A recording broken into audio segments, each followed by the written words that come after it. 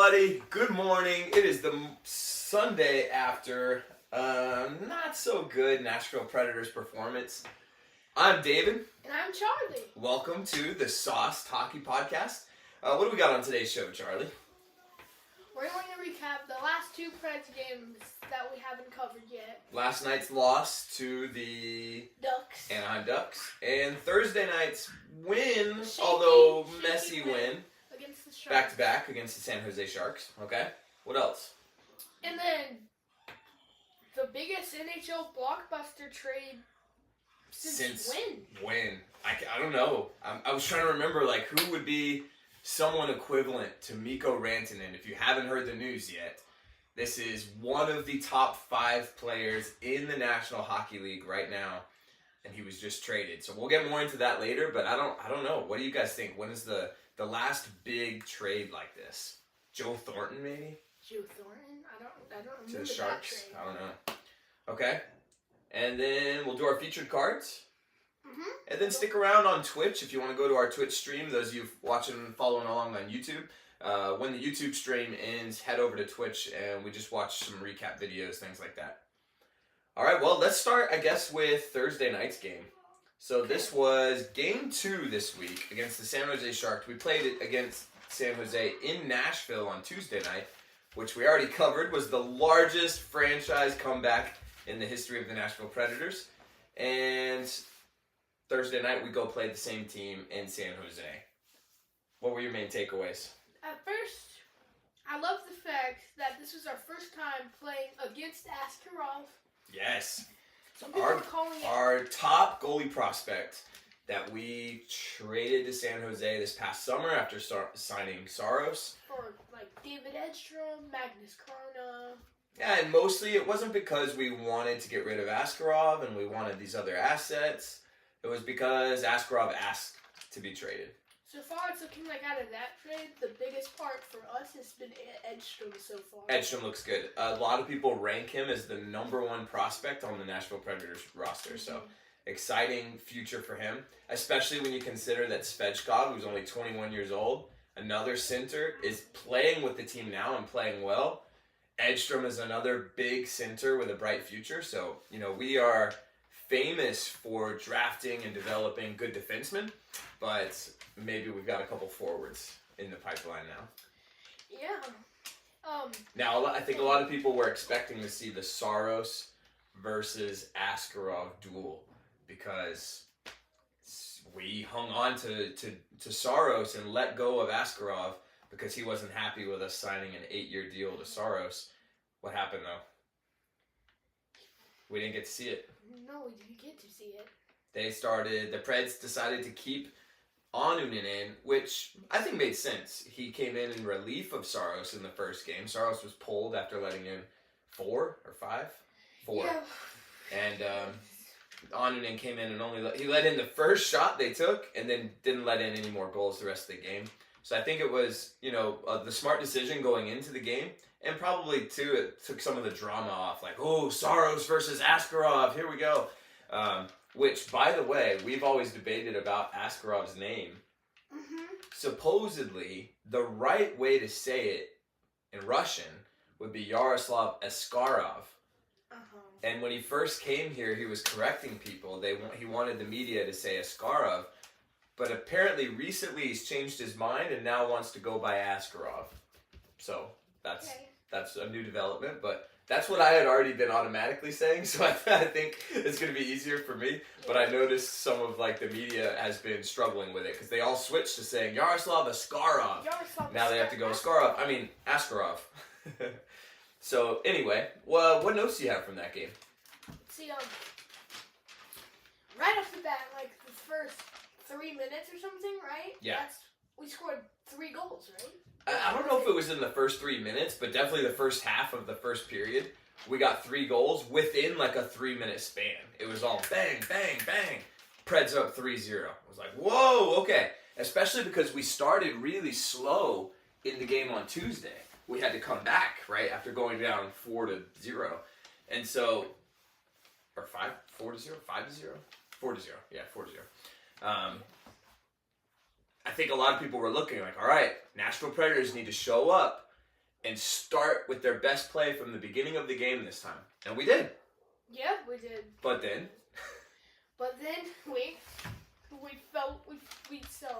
we were up 3-0. Up 3-0. And then we dropped 2, right? But first, what caused the sudden boost from San Jose was 3 fights in the time frame, if you look on the sheet, of 1 second.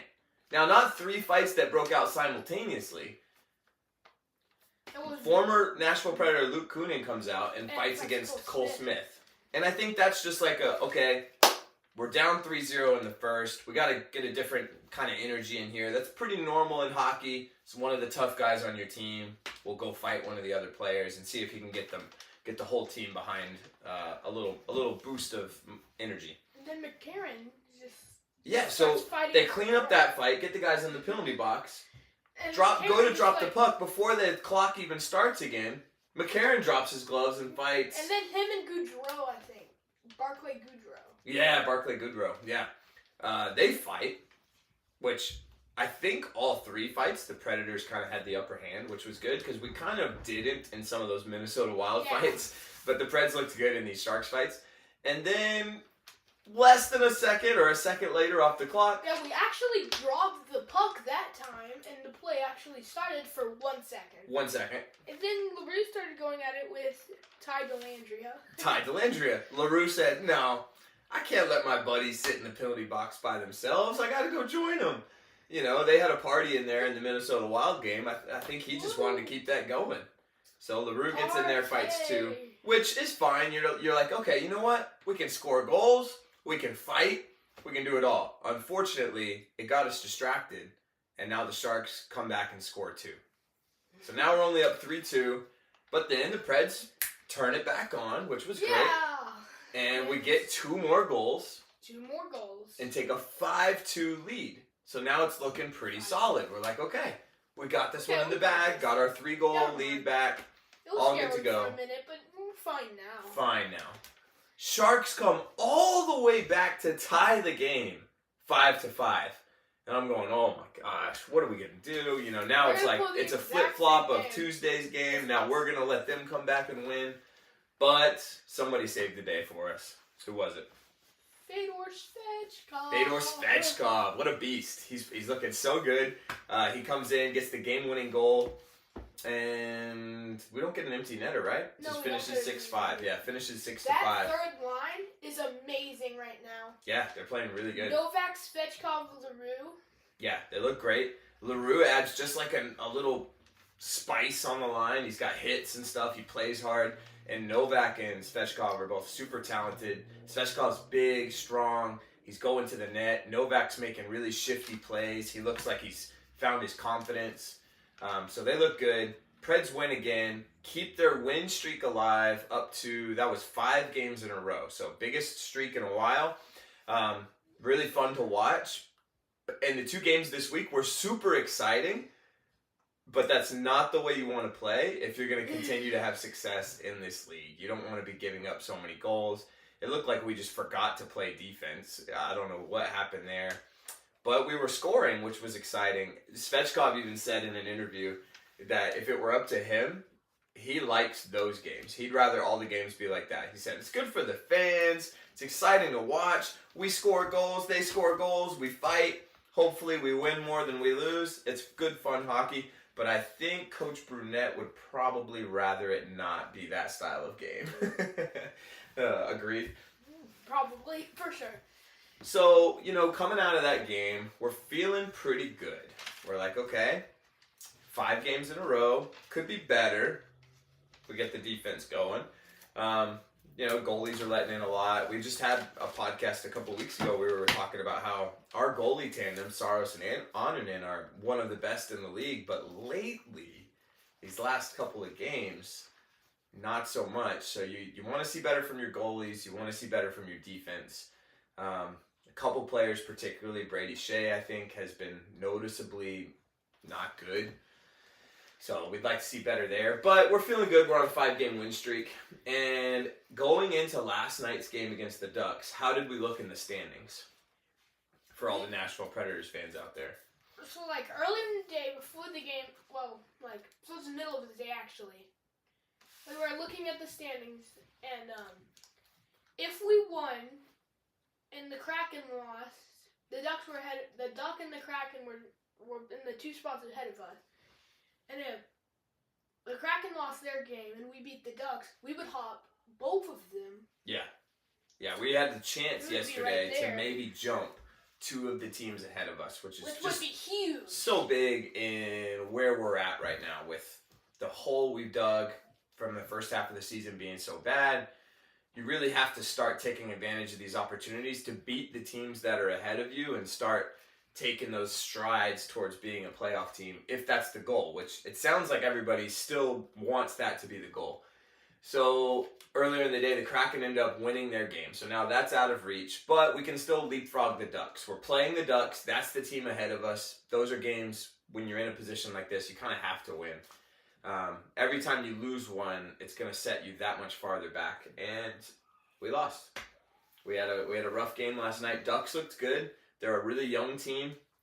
We scored 2 goals. One in the first. Did we take a 1-0 lead? No.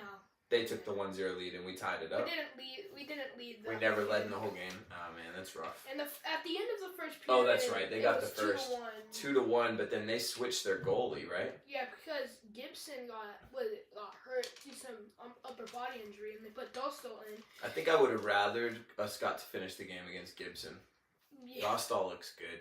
He looks really talented. He's young, so I'm sure he's going to get even better, but we had a hard time scoring against him. We got 1, though. O'Reilly got 1, so I'm excited for that. That's really Tuck Carl will go up 1 tomorrow night. And then after that, we just lost it. Yeah. We don't look like we are making good decisions in our defensive zone. Look a little bit lost sometimes on the ice, and we struggled to find the offense that we found earlier in the week. And I think that's the thing is you want to hope that you can win games that you can score 3 goals. You don't want to have to rely on scoring 5, 6, 7 goals to win, which is amazing when you do. We scored that many against San Jose both games this week.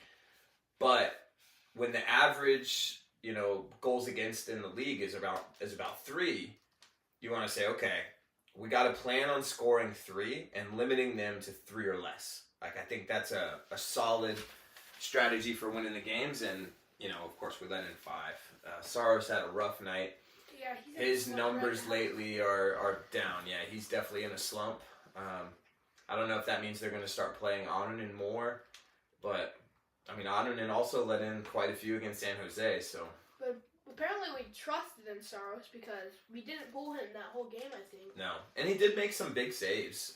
And you have that sometimes. The whole league is seeing a downward trend the last few years, which is what Gary Bettman and the whole organization wants, is more offense. They want more exciting games, and the league average save percentage has been slowly declining. I think just in the last few years, we've seen it drop from .915, so that means imagine goalies are saving 91% of the shots they face. It's down right now to, I think, .903, so down to 90% of the shots. So it's 1% decrease, but that's fairly significant. If you look over many years of hockey, you have these periods where it was up closer to like 94%. It's been slowly trending downward. So if we see that keep going, we're going to have to change the way that we perceive how good a goalie is. Letting in 4 or 5 might become the norm. The players are just so good. It's and the playmaking abilities of the players to set up plays where the goalie doesn't stand a chance. We're not going to be able to leave it all on the goalies anymore. Yes, we can't. You gotta have like defensemen step up and forward step up. Yeah. So,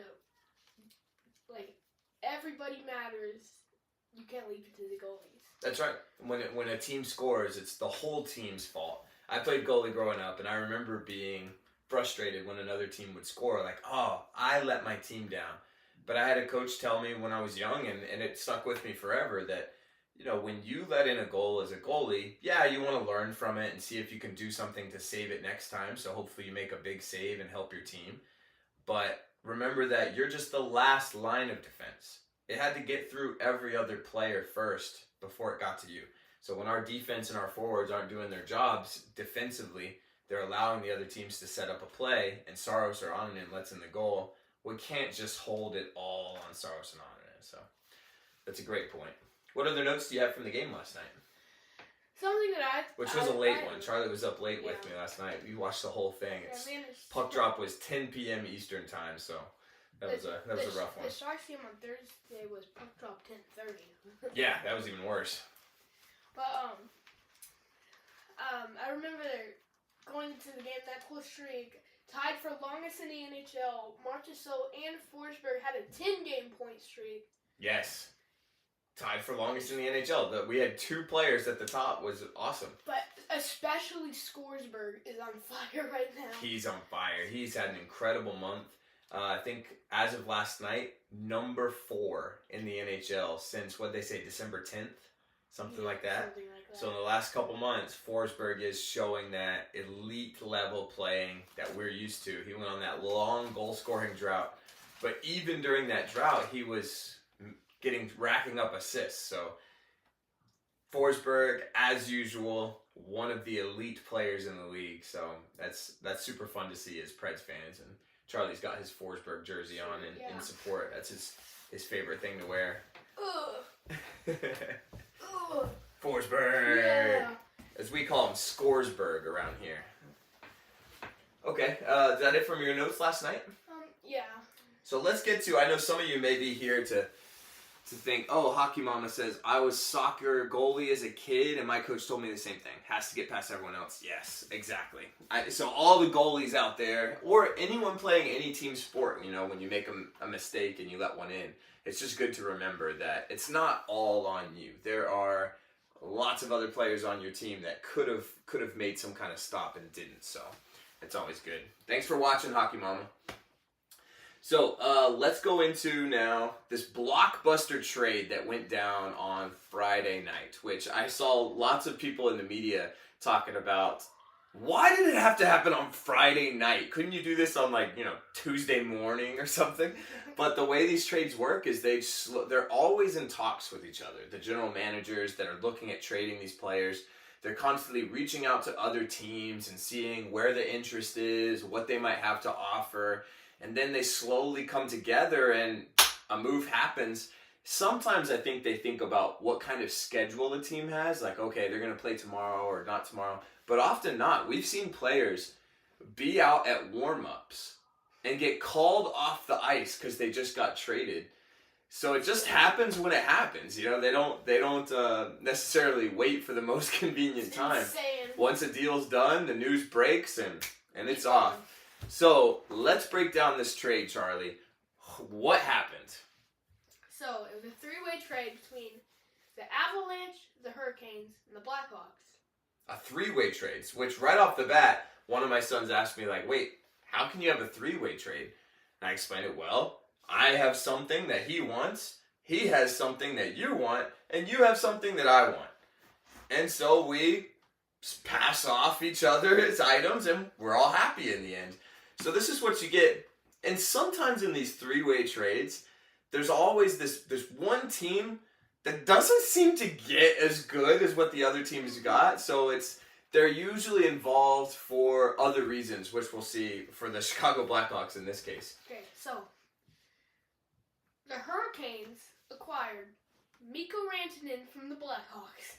Mikko Rantanen from the Avalanche. From the Avalanche. I was looking at Taylor Hall's name. Yeah.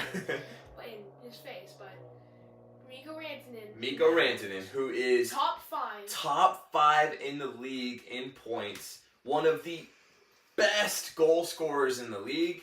He's big, strong, super consistent, plays better in the playoffs, easily one of the best players in the league, and at the end of his contract, he is an unrestricted free agent next year. That's a big part of this. He's the type of player that everybody wants a player like. There is not a single general manager in the league that wouldn't be thrilled to get Rantanen on their team. The question is just, can you afford to pay him? Do you have a spot for him? Will he sign with you? But he is absolutely one of the best, and by all appearances seems to be a really nice guy. All the people that play with him say he's a phenomenal teammate, super fun to be around. So, from what I can tell, everyone around the Avalanche is just super bummed to lose this guy who's been on their team for like 10 years and won a cup with them, wears the A on his jersey. Just, that's a brutal loss if you're a Colorado Avalanche fan. That's just super tough, which we'll talk about why in just a second. But right off the bat, that's the biggest piece of this trade. But that's not all. And he went to the Hurricanes. That's not all the Hurricanes got. Who else did they get? They also got Taylor Hall from the Blackhawks, who's at the end of his career, but a former first-round pick? First-round pick? Or an overall? Number 1 overall pick, I think? I don't remember. I think he was number 1 overall.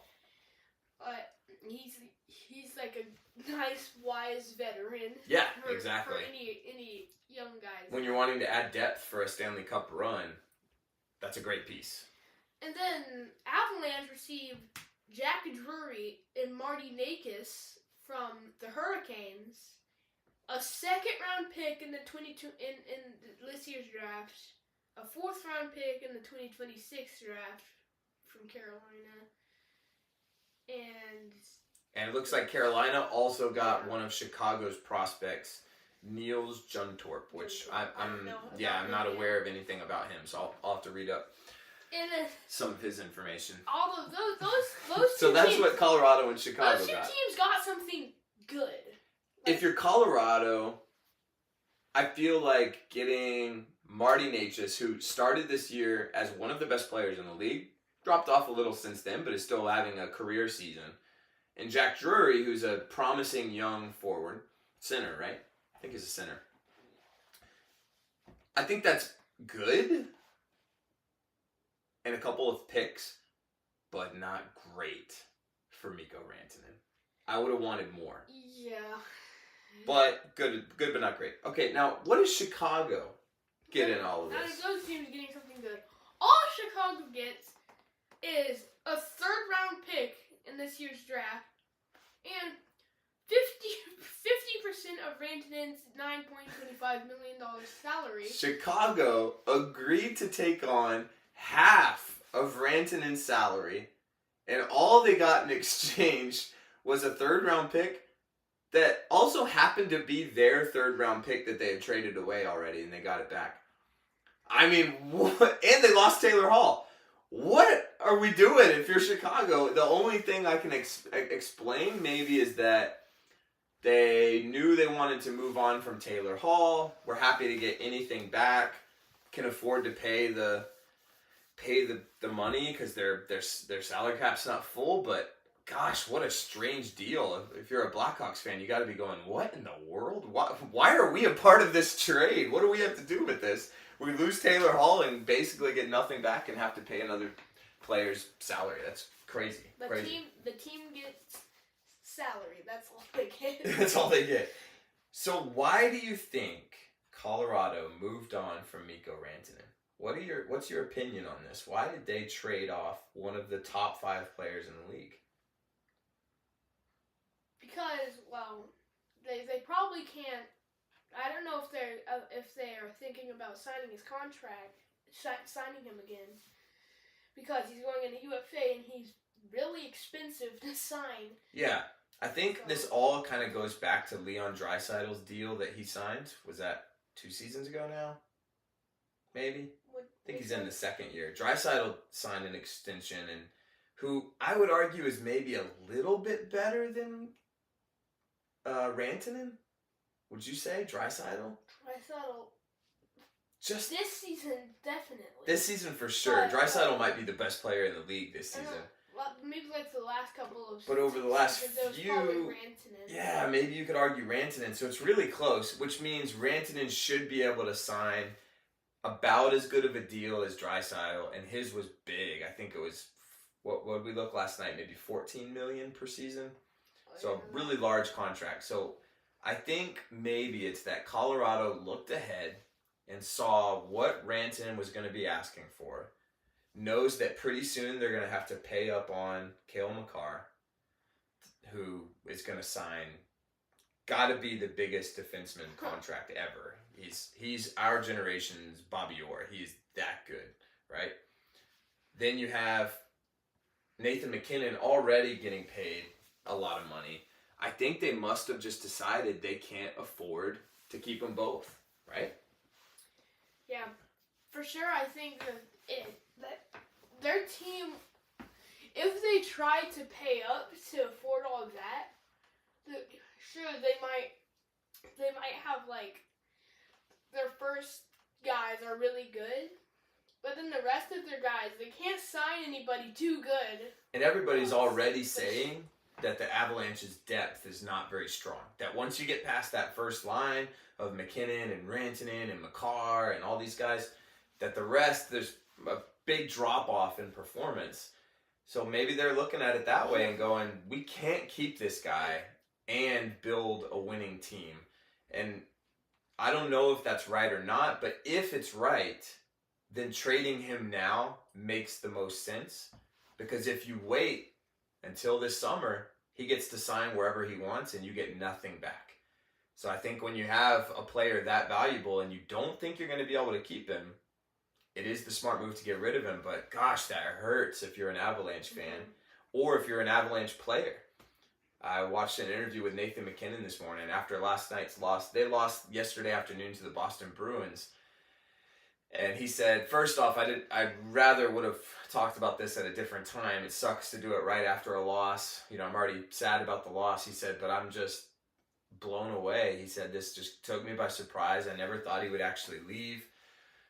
He hasn't heard the whole story from Rantanen and the whole story from the Avalanche to hear what actually went down, why they couldn't agree on terms, but mostly he's just so bummed to lose the best teammate he's ever had and the best friend, he said. They do all kinds of stuff off the ice together. So that's just hard, you know. They won a cup together. They're good friends. They're one of the best threats in the NHL. The seeing MacKinnon to Rantanen is probably one of the most common goal-scoring lines. 1-2 punch. Yeah. There's not many like that in the league other than, you know, I don't know, McDavid and Zach Hyman last year, you know, stuff like that. I guess now it'll just be MacKinnon and Makar. Makar and MacKinnon. Marner Matthews, yeah, that's a good one. So, yeah, massive trade. If you're Carolina, on the other hand, woo! Wow! You have to be sitting there going like, yes, we are going for the cup this year. You're already a good team. As of right now, Carolina sits in second place in their division, only behind the league-leading Washington Capitals. And now you just added a top 5 player, a former number 1 overall pick who's had a stellar career in Taylor Hall. You did lose your top scorer. You lost Martin Necas, who was leading their team in scoring. And a promising young player, but we gained Mikko Rantanen. Rantanen. Definitely scored more than Necas. Definitely, like hands down. So like overall numbers, I would imagine are going to go up if the chemistry is right, which we know as Nashville Predators fans does not always play out on paper. Our general manager talked about this before the season when they asked him what he thought the expectations were. He said, "Listen, it's all fantasy hockey until we actually see how this team can play. On paper, it looks like this team should be a Stanley Cup contender, but you never know." Now, I think something that helps is you have Finnish Mikko Rantanen now joining their Finnish captain, Sebastian Aho. And I wonder if that's going to help Carolina have a chance at signing and extending Rantanen's contract to stick around and play with Aho. And we'll see them both on Team Finland at the Four Nations tournament coming up in a few weeks. So that'll be really cool. With Saros. And Granlund. Mikael Granlund from the Sharks. It's gonna be amazing watching that team play. Definitely. It's gonna be fun. So Carolina's side of this hurts if you don't end up signing Rantanen. If he walks this summer and signs somewhere else, you only got him as a rental player for a couple of months. If you go win the cup, it was all worth it. If you end up signing Rantanen and he has an amazing career in Carolina, it was all worth it. But if it's something other than those two options, do you sit back after and go, oof, we lost Natchez, what's the other guy's name, Drury? And then if he's, you know? You would lose Rantanen if you and don't sign Rantanen, with him. right? And now you're left with none of those pieces. So it's a risk. But I think a good risk. Good risk. I think if I had to pick whether that was a smart move or not, I think that was an awesome play. Awesome play on their part. But we'll see. They played yesterday, right? Yes, they did. And how'd the game go? Let's see. Carolina lost to the Islanders 3-2 in overtime. So a close game.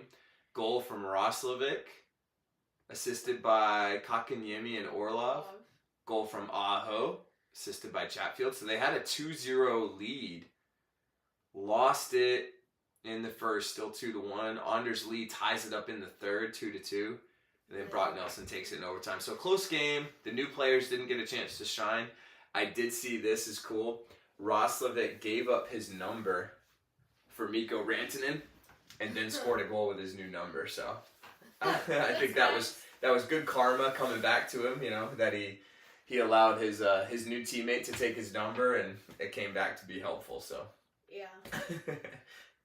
So huge trade. I don't remember the last trade this big in the NHL. Now, this is just a rumor.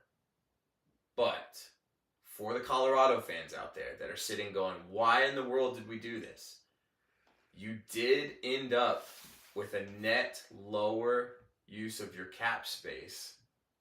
And some people think that means Colorado's not done, that they did this to clear up space to add another piece.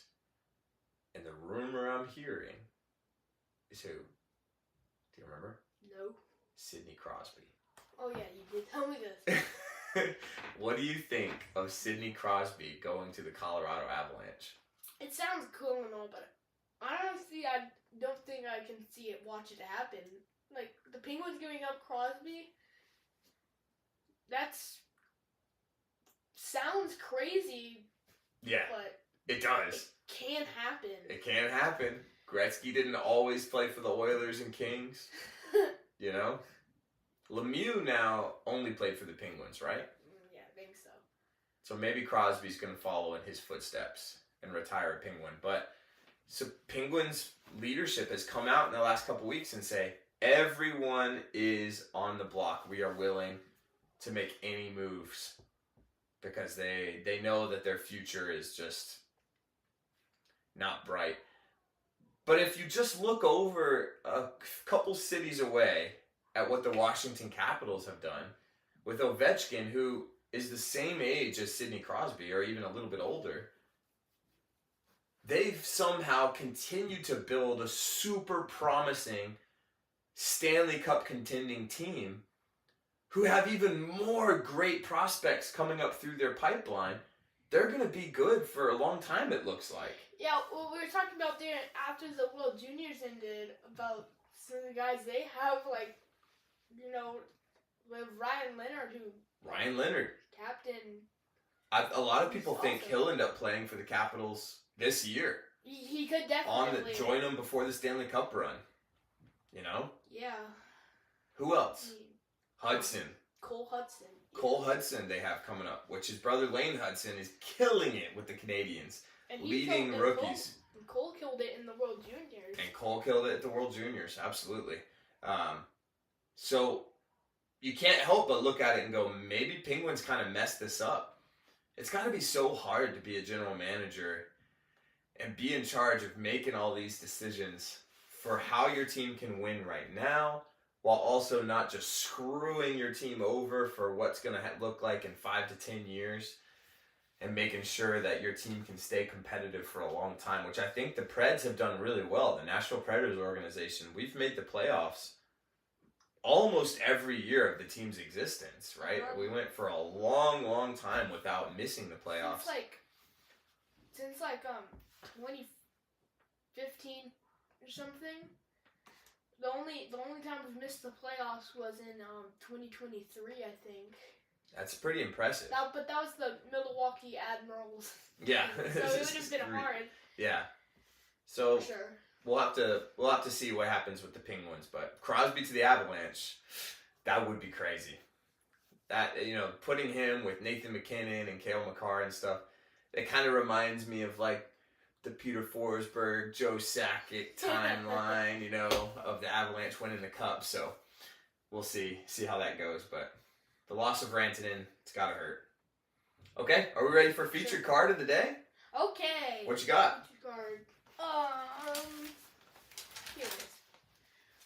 For our game, to represent our Thursday night game for fun.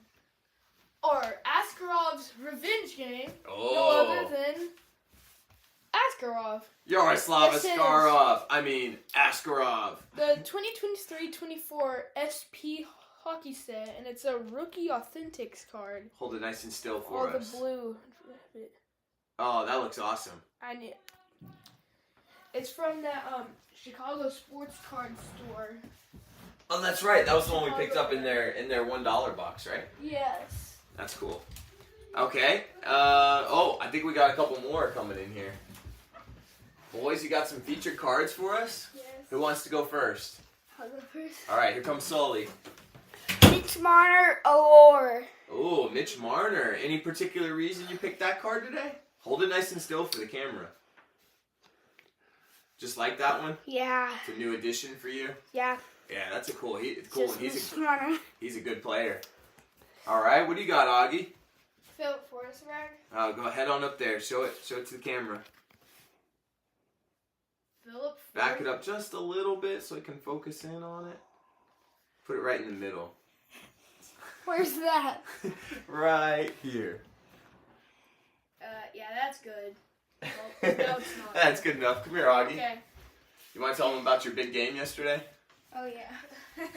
I had 2 hat tricks and 4 assists. 2 hat tricks and 4 assists. Now, this was without goalies, just to make it clear. His league right now, their teams are rotating turns on which teams have a goalie because they don't have enough pads. But still, biggest game Augie's ever had. He has never had 1 hat trick. Yeah, I haven't had a hat trick before. He mostly plays on defense, so he stays back and defends his side, but he kept getting the puck yesterday and shooting it down. He got 6 goals, 4 assists. Had an awesome game, huh? Did you have fun? Yes. And can you give some advice, anything that you learned in yesterday's game you're going to work on next time? For all our hockey players out For all the young hockey players out there trying to get better. What are some things? Passing, good to pass the puck. Yes. And when you're passing, what's a safe way to pass? When you're in the defensive zone. Passing up the boards. Up the boards, not in front of your net. Yes. Yeah, that's good. Cool. Anything else? No, not that I can think of. Well, that was great. I was there. It was so fun watching him. It was his last outdoor game of the season. Thanks, boys. See ya. All right, I've got mine ready. We were talking about him, and I felt a little bit bad for him. He's one of the best players in the league right now, and just lost his teammate. I had to go with the UD Portraits, Nathan McKinnon. Good one. How's that look? Good. We'll see how he's able to continue leading his team with such a big loss. I actually looked for a Mikko Rantanen card, but I couldn't find one fast enough, so I went with his teammate. Nathan McKinnon. That was the main card I was looking for too. Was Mikko Rantanen? Except that I don't really think I have anything cool for him. Yeah. I don't think I have. Yeah, I'm sure I have a base card, but I don't think I have anything special. But this is a cool one. I really like these UD Portraits. They look cool. There's all the sparkles on them. Halifax, Nova Scotia. McKinnon's from. McKinnon eclipsed 100 points for the 2nd consecutive season and set a new career high with 140 points in last year's season. 140 points. You think he gets that again this year? 140 That's points. a lot. No. No? Yeah, that's a tough one. Well, I guess we'll end it here for the YouTube stream. Thanks for tuning in, everybody. Our next episode will be on Thursday, I believe. That's a pretty big We'll gap. try. Yeah, Thursday's a busy day for us, so we'll try to get one in on Thursday. But if we don't get it in on Thursday, we'll try to make sure we make it up on maybe Friday or something like that. So, yeah, Preds have a little rest, which may be needed after the crazy hockey games they played this week. So we'll play Wednesday against the Vancouver Canucks back in Nashville in a Stanley Cup playoffs rematch game. So, which, by the way, for all the hockey fans out there, another big rematch game tonight in the NHL. We have the Stanley Cup Finals rematch. Vegas and Florida will be playing each other, I think at 8 p.m. So a couple other good games. We're going to go ahead and switch over to just the Twitch stream. So thanks for watching on YouTube. Make sure you like the video. And subscribe and comment and share and everything and do all the things. Do all the things. Do all the things. It'll help us a lot, and we started posting some shorts on our YouTube channel too, so go check those out. You can see the most recent one, we're talking about Celebrini. You'll see Augie doing a little puck handling drill. Charlie has a good one on there about Alexander Gorgiev from last episode, so go check out the shorts too. That's a fun way to follow along with some of the stuff that comes out of these episodes. So thanks for tuning in.